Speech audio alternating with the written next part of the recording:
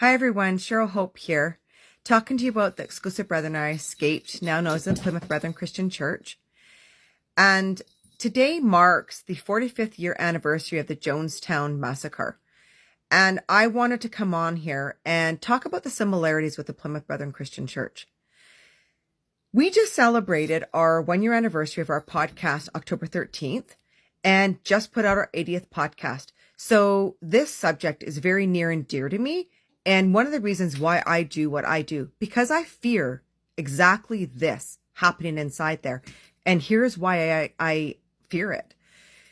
My uncle passed away this summer, and within 24 hours, I got a message from an insider that there had been a message sent out praising the saints for their hard work. Now, inside the Plymouth Brethren Christian Church, we pray for our death. And they also have a long record of priests and Mr. Bruce Hales himself telling people that they're better to unalive themselves than leave this church. I don't believe their prayers is what made my uncle pass away.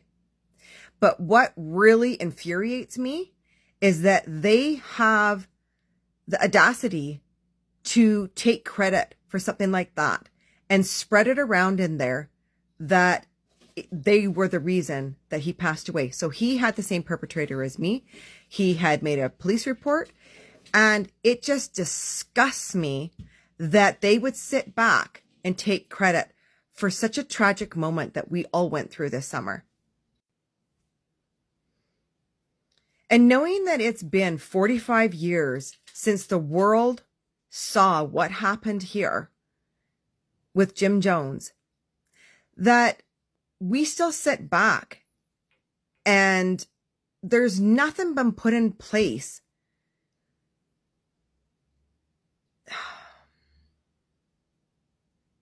to stop this.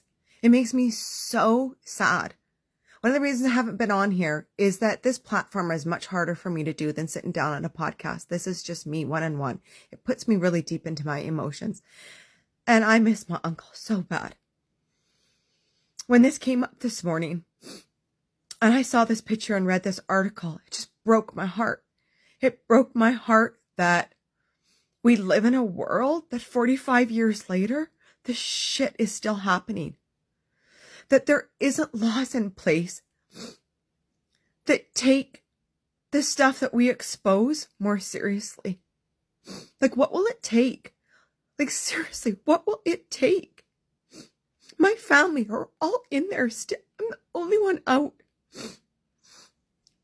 And I know that if they were told to do something like this, they would do it. So I'm fighting and fighting to try and find a way to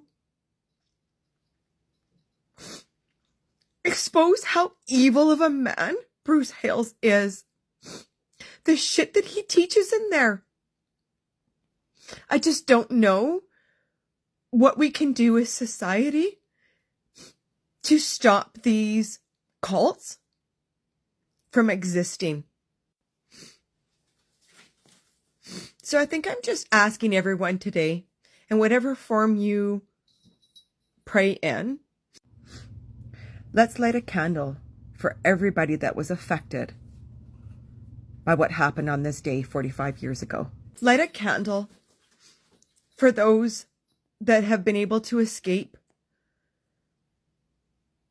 these cults and still struggle with the fight. And light a candle for all the families that are left in there. And let's together pray, manifest, intend that these cults are held accountable. So however your faith does that, however you see that, let's dedicate this day today to setting aside some time of really thinking about what happened 45 years ago and how many cults are still out there practicing what he did.